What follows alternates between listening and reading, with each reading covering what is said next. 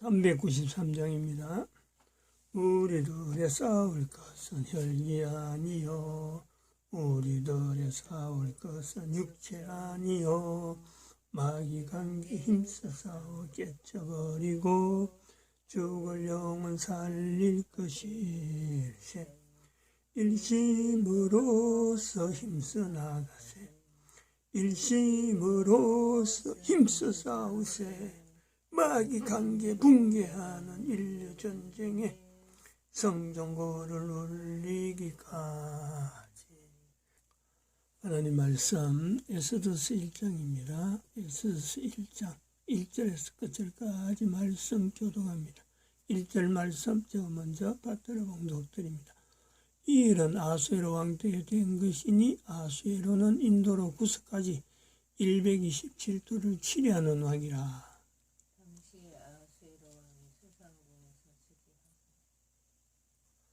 너희가 하나님의 성전인 것과 하나님의 성령이 너희 안에 거하시는 것을 알지 못하느뇨. 모든 정사와 권세와 능력과 주관하는 자와 이 세상과 오는 세상을 일컫는 모든 이름 위에 뛰어나게 하시고 또 만물을 그 발 아래 복종하게 하시고 그를 만물 위에 교회의 머리로 주셨느니라. 교회는 그의 몸이니 만물 안에서 만물을 충만케 하시는 자의 충만이니라. 평강의 하나님이 친히 너희로 온전히 거룩하게 하시고 또 너희 온 영과 혼과 몸이 우리 주 예수 그리스도 강림하실 때에 흠없게 보존되기를 원하노라. 너희를 부르시는 이는 미쁘시니 그가 또한 이루시리라. 진중에 두루다니며 백성에게 명하여 이르기를 양식을 예배하라. 3일 안에 너희가 이 요단을 건너 너희 하나님 여호와께서 너희에게 주사 얻게 하시는 땅을 얻기 위하여 들어갈 것임이니라 하라. 항상 우리를 그리스도 안에서 이기게 하시고 우리로 말미암아 각처에서 그리스도를 아는 냄새를 나타내시는 하나님께 감사하노라. 너는 하나님과 화목하고 평안하라. 그리하면 복이 내게 임하리라. 너는 범사에 하나님을 인정하라. 그리하면 내 길을 지도하시리라. 하나님의 지도하심, 하나님께서 길을 지도하신다.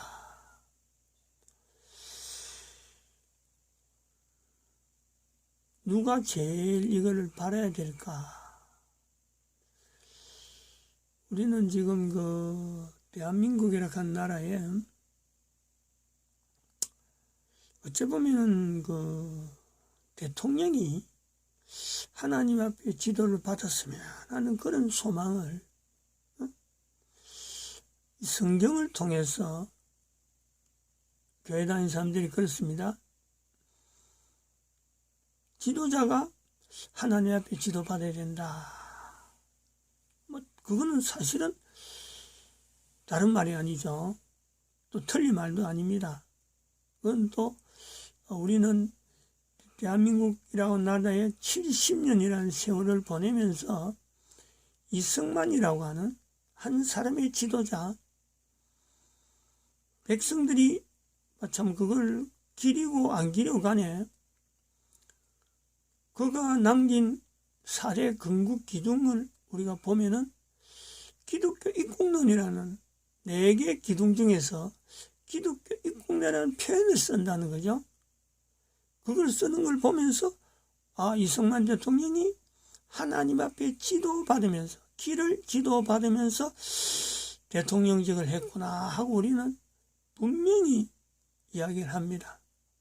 근데 그런 하나의 걸어온 선조가 대통령직에 있으면서 처음 건국 대통령 되면서 그런 흔적을 남겼기 때문에 백성들이 은연중에 길을 지도하라, 길을 지도받으라 그러면 대부분 백성들은 그래 보죠.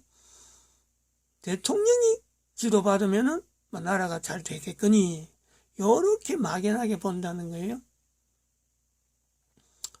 근데 성경은 하나님 말씀은 또 하나님께서 요구하시는 내용은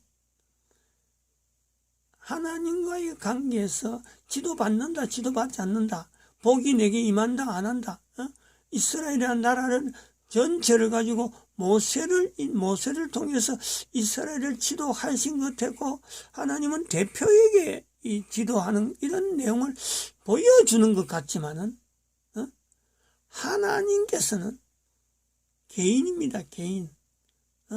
우리가 그렇게 대표로서 그 자리를 주어서 그렇지 하나님 앞에서 모든 인간은요 어느 시대를 말고하고 하나님 앞에 지도받으려고 하는 개인, 그 개인을 하나님께서 훈련시키고 단련시키고 그래서 여러 사람 앞에 보내든지 안 그러면 가장 밑바닥에 다른 사람들이 아무도 못 알아주더라도 안 알아주더라도 하나님만 인정하는 그런 환경으로 하나님은 개인과의 관계를 맺습니다.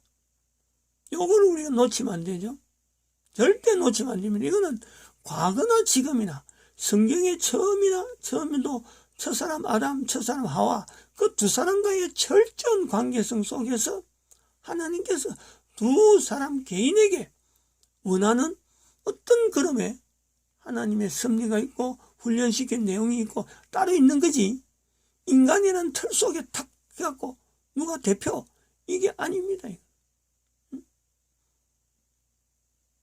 부부로서의 어떤 가정을 단위로 볼 때는 분명히 하나님은 대표성을 두고 항상 거기에서는 원하는 어떤 가정이 걸어가는 걸음을 원할 때 대표성을 두고 누구의 어떤 고백을 통해서 하지만은 그 대표성을 가지는 개인도 결국 하나님 앞에서 1대1입니다. 1대1. 이걸 우리가 구분해내야 돼요. 대통령이 어떻게 하면 되겠다. 안 그러면 앞장선 사람이 어떻게 하면 되겠다. 앞장선 사람이 하나님 앞에서 저렇게 좀 바르게 인도되어지고 지금 선지자라고 하는 정광훈 목사가 앞장서 나가니까 이거는 틀림없이 바르게 될 거야. 지금 가능하고 전혀 다른 방향을 갈 거다. 요렇게 예측해버리면 절대 안 된다는 거예요. 절대 안 됩니다. 그거는.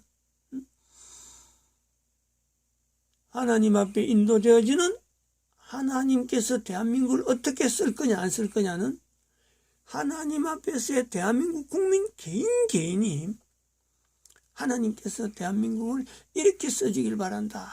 지금하고 문재인하고는 분명히 다른 어떤 방향으로 써주길 바란다는 이런 개인들의 열망이 이 열망 개인들의 열망 그 한 사람 한 사람 열망에 하나님께서 반응하는 거예요. 하나님께서 거기에서 응답해 주신단 말이에요. 왜 아침에 이야기를 하느냐면은 노동 문제를 갖고 지금 10월달에 한다고 그랬는데 민노총 이야기를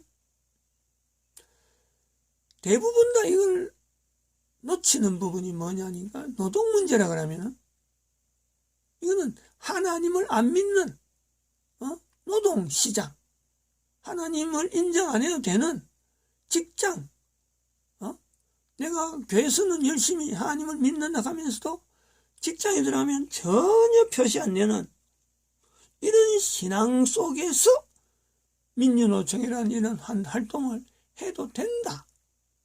내 신앙하고 전혀 민주노총, 이 노조 문제니까 노조 문제하고 신앙 문제하고는 전혀 별개다. 이런 자세로 사는 활동하는 사람들이요 거의 대부분이라 하는 거지. 교회 와서는 하나님을 믿는다 하고 하지만은 실제로는 노동문제 현장에 가고요 노조 지부장도 하고 앞에 전의대 가서 가함을 지르고 노조에서 시키는 모든 그 흉악한 어떤 내용들을 그냥 서슴없이 처치하면서 교회 와가지고는 내가 신앙인이다. 그래가지고 장로된 사람들이요 교회 안에 많이 있단 말이에요. 그런 흔적이 이번에 그 이동호 교수가 남기는 자료 중에서 현대자동차 이야기를 잠깐 했는데 요 내용이 나왔잖아요. 이거는 그 이동호 교수가 남긴 자료에서 내가 이 캡처하면서 갓술이라고 하는 이 갓, 동그라미 빨간 거 이거는 내가 한 거예요. 요 표현 전체는 이동호 교수가 남긴 거예요. 현대차 직원들 사이에 갓술이라는 표현이 오르내리고 있다. 갓술이라는 표현을 여기서도 이걸 그 기술한 이거는 신문에 나온 거죠. 어떤 그 나온 거란 말이에요. 그래서 거기서 설명을 해놓은 거를 또 이동호 교수는 이걸 인용을 한 거죠. 이 내용 자체를 인용을 했단 말이에요. 근데 이 내용 중에서 갓술 이 표현을 한다 하는 이 표현이 이게 교회가 이런 표현하는 데 대해서 이런 것을 쓰는 사람들 중에서 현대자동차 안에 제가 울산에 있어 봐서 내가 알잖아요. 현대차 안에 이 말을 쓰면서 이것이 기독교인으로서는 쓰지 말아야 되는 입에서 오르내리면 안 되는 말하면 안 되는 그 단어라는 것을 이걸 찾질 못한단 말이야. 그러니까 현대차 직원들 사이라고 하는 이런 것이 이슈도 아니고 표현이 오르내리고 있다는 거지. 쉽게 말한다는 거 아니에요. 이걸 가지고 아니야 가수이라 말씀 안 돼. 이런 말이 안 나온다는 거지. 그게 신앙인이 없느냐? 신앙인이 있죠. 근데 그 사람들이 이걸 쓴다는 거예요. 왜냐하면 이 가시라는 이 단어는 여기도 술이라잖아. 해피라면 술하고 연결해요. 느낌이 어때요? 우리 갓술 한잔 하러 가자. 만약 이렇게 할 수도 있는 거지. 갓술. 술을 한번 한잔 하러 가자 갈 때 이 술을 넣는 거예요. 일부러 넣는 거지, 이거는. 갓은 뭐예요? 하나님이란 거예요, 이건 갓은. God라 하는 이 표현이 중요한 거예요, 이게. God가 이것이 대문자로 있느냐, 소문자에 나타나서 이게 어마어마한 차이가 있는데, 소문자로 가도록 했어라도, 이 갓이라 할 때라도, 이거는 신앙인들이 절대 오르내리면 안 되는 이 사탄이란 말이야, 사탄. 더구나, 이게 대문자로 갓이면 하나님이잖아. 하나님이란 표현에 술을 엮는 이 의도, 이 만들어낸 거예요, 이거는. 신앙의 표현이 나오지 못하도록 신앙인으로 하여금 꼼짝 못한 하나의 올무를 집어넣는 그런 용어란 말이에요, 용어. 근데 이것이 현대사 사회에서 오르내린다는 건데도 불구하고 그 지역에 있는 현대차 직원들 중에서 만약에 노동 문제를 한다든지 안 그러면 그 신앙인이 그 직원들 중에서 없겠느냐? 아무도 없다 하면 이거는 괜찮아요. 아무도 없다면. 그러면 거기 이제 완전히 선교지, 현대지, 아니, 완전히 이거, 뭐 선교를 하기 위한, 어떤 타겟 지역이 되는데, 울산에서 있지 봤지만, 거기 현대차 앞에요. 교회가, 대형 교회들이 엄청나게 있습니다. 대형 교회들이. 현대차 바로 앞에 있는 교회 하나 있어요. 옛날부터 내가 있을 때부터 좀 이슈가 돼가지고 지목받던 그 교회도 있고, 물론 그 당시에 사람들은 지금은 다 안 계시지만은, 이 부분이 뭐냐, 뭘 의미하냐면, 이것이, 노동 문제가 단순하게 노동자들의 현장 문제, 노동 현장 문제가 아니라 노동 시장 문제가 아니라는 거예요. 노동 이 민주노총이라는 이 개념이 민주노총에 대해서 정광훈 목사가 타겟을 해가지고 지금 현재 11월 달에 있는 이 집회를 어떡하든지 무마시키려고 하는, 또 대통령 선거 3월 달에 대통령 선거 있고 5월 달, 6월 달 되면은 반드시 우파가 그걸 대통령에서 된다 하더라도 반드시 지금 5월 달, 6월 달 되면은 민주노총에서 데모를 할 텐데 그 데모하는 것을 저지하겠다고 지금 방책을 갖고 있다고 말을 하는데 바로 타겟트가 민주노총이란 말이에요. 왜 현재의 선지자라고 하는 참 정광훈 목사가 이 민주노총을 이렇게 타겟트를 하느냐. 이 문제는 민주노총이 가지고 있는 위치가 단순하게 노동 문제만 아니라는 것이, 선지자가 마땅히 대응을 해야 되고 마땅히 무너뜨려야 되는 그 이면에는 바로 하나님에 대한 이 민주노총이 가지고 있는 어쩌면 신앙, 하나님 앞에 나가야 될 인간을 막는 사탄적 행보, 또한 사탄적 위치에서 조종하는 그 조종에 의해서 지금 민주노총이 움직이고 있다. 이거를 봐야 된다. 이거를 말이야. 민주노총 뒤에 우리가 몇 단계를 볼 수 있는, 사탄까지 연결하려고 하면 몇 단계의 그 조직, 큰 조직. 제일 쉽게 우리가 민주노총에서 보는 건 이념적인 부분에서 이념적인 부분만 보는 공산주의라 보고 있고, 그래서 북한과의 이런 연대를 쉽게 표현하는 이런 걸 보는데, 그것보다 더 뛰어넘는, 공산주의를 뛰어넘는 예수의 조직, 예수의 조직하고 예수의 조직을 잉태한 교황제도, 현재 있는 이 교황제도에 대한 내용이 이 민주노총에 아주 깊게 들어있고, 그리고 이 예수회라는 조직이 교황제도를 지금 현재 붕괴시키고 있잖아요. 그러면서 미국에서 나타나는 딥스테이트들, 2020년 11월 3일 미국의 선거, 부정선거로 만들면서 지금 자리를 잡고 있는 바이든 대통령, 이런 조직에 일괄적으로, 일치적으로 하나의 조직으로 나타나는 이 세력이잖아요. 교황, 네피림, 사탄, 교황이 사탄이라. 세계 단일 통제국가를 지향한다 하는 이 내용. 2020년 11월 3일. 그 지금 현재 코비드19라든지 이 자체가. 그래서 결국 그들이 바라는 것은 인구 감소 영역으로 하나님 아버지를 부인하고 국가 역사 임마누엘을 부인하고 개인 가치, 영존성에 대한 부인. 표현하자면 개인 가치. 한 사람 한 사람이 반응해야 되는데 집단적으로 안에 몰아가지고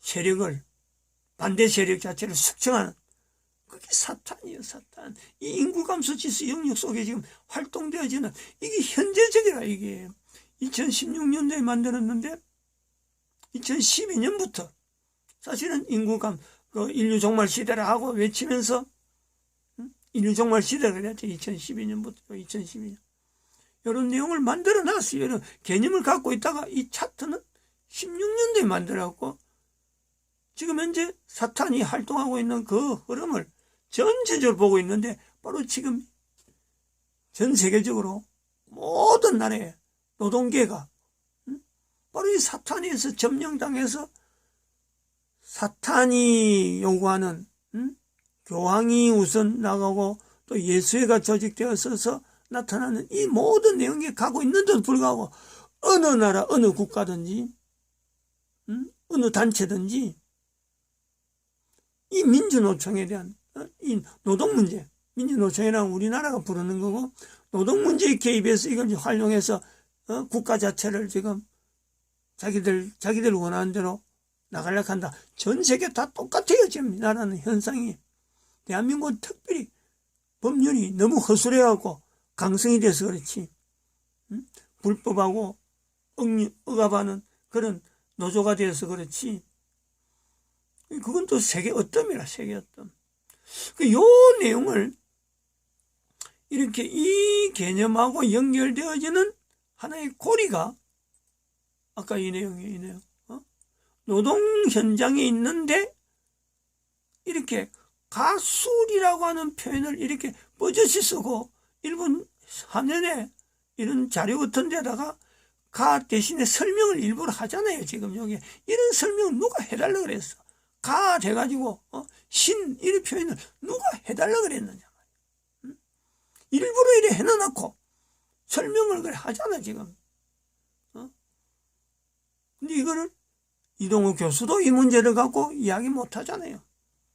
이걸 이야기할 수 있는 것이 교회인데 교회가 어떤 상태냐 오늘 그 이야기를 한단 말이죠.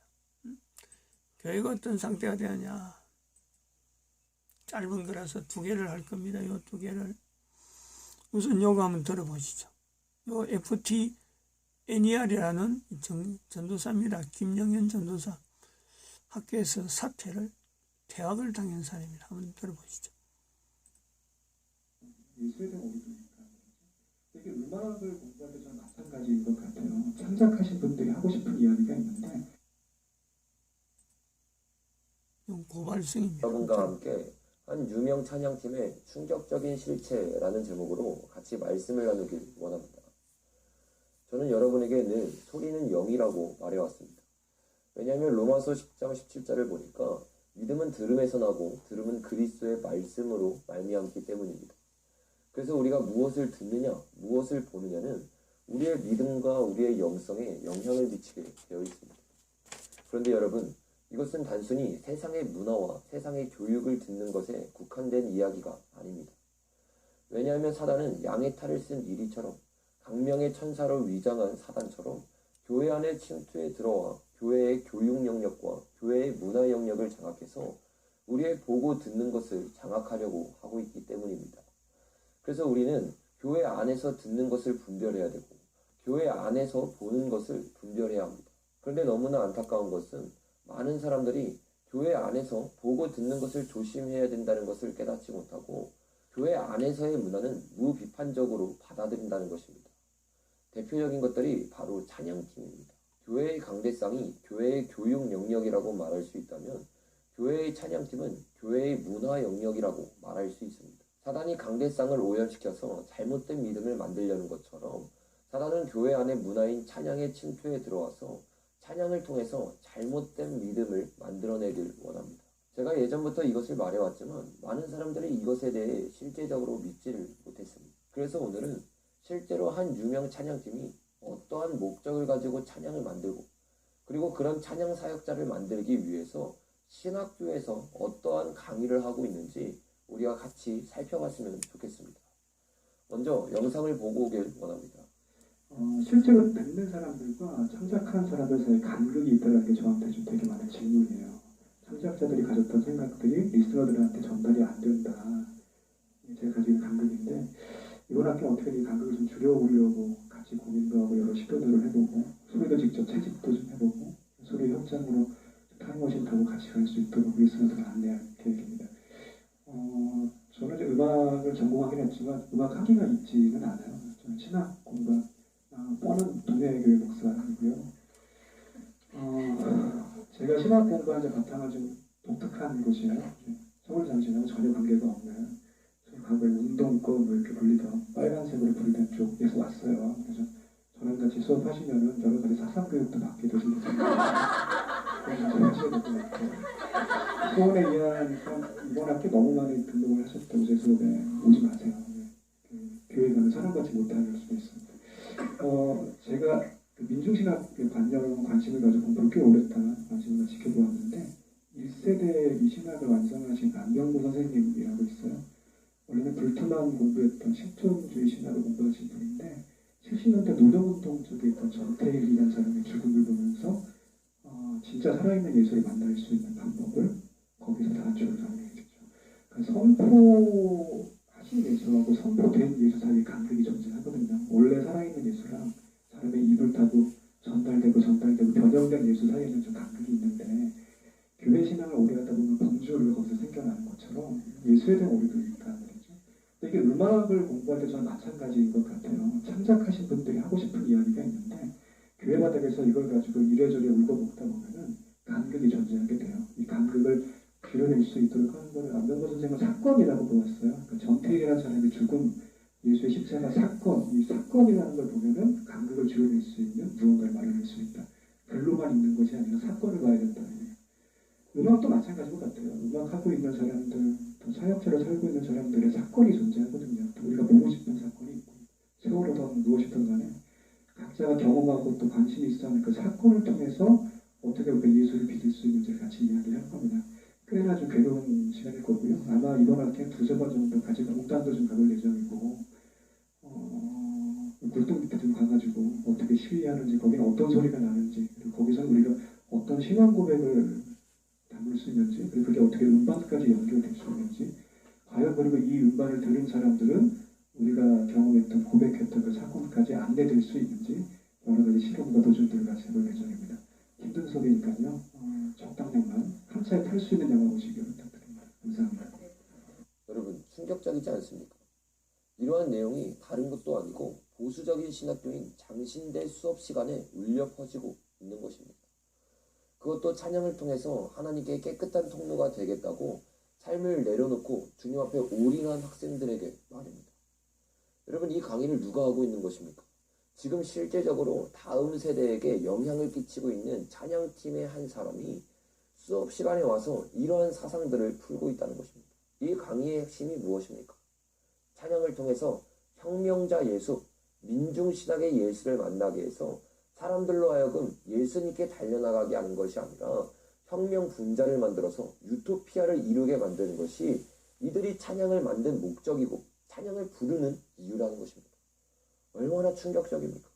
진짜 예수님을 예배하고 예수님을 경배하기 위해서 찬양팀을 하고 있는 것이 아니라 자신의 사상과 자신이 원하는 유토피아를 위해서 찬양과 교회와 예배를 이용하고 있는 것입니다. 어떻게 우리가 이런 사람들을 진정한 예배자라고 말할 수 있겠습니까? 이런 자들의 예배를 듣고 이런 자들의 찬양을 무분별하게 무비판적으로 받아들이기 시작하니까 찬양을 듣고 예배를 드렸는데 그들이 예수님을 따르는 자가 아니라 혁명 분자가 되고 유토피아를 꿈꾸는 좌파 사상을 가진 사람들이 되게 되는 것입니다. 여러분, 이러한 확실한 증거들이 있고 이들이 어떠한 중심으로 찬양을 만들고 찬양 집회를 하고 있는지 알고 있는데도 우리가 아무 찬양이나 아무 예배나 드려도 된다고 말할 수 있을까요? 이것은 절대로 말도 되지 않는 일이라는 것입니다. 우리가 이러한 사실을 알면서도 가만히 있고 그들의 찬양이 좋다고 여전히 듣고 있는다면 우리는 다음 세대들을 사단에게 완전히 빼앗기게 될 것입니다. 여러분, 찬양의 역할은 무엇입니까? 세례요한은 우리의 부르심을 강야에 외치는 자가 아니라 강야에 외치는 자의 소리라고 말하고 있습니다. 찬양은 우리의 사상을 집어넣는 것이 아닙니다. 우리가 원하는 길로 그들을 이끄는 것이 아닙니다. 우리는 깨끗한 통로가 되어서 그들을 예수님께 인도하는 형체도 없이 사라지는 소리와 같은 역할을 하는 것이 찬양입니다. 그래서 우리의 찬양 가운데는 어떠한 사상이나 나의 것이 들어가는 것이 아니라 오직 성경, 오직 예수만 들어가야 될 줄로 믿습니다. 한국교회에 이런 거룩한 흐름들이 일어날 것을 기대하면서 오늘 영상은 여기서 마치도록 하겠습니다. 감사합니다. 복도를 둘러싸고 한일전이 벌어지면 반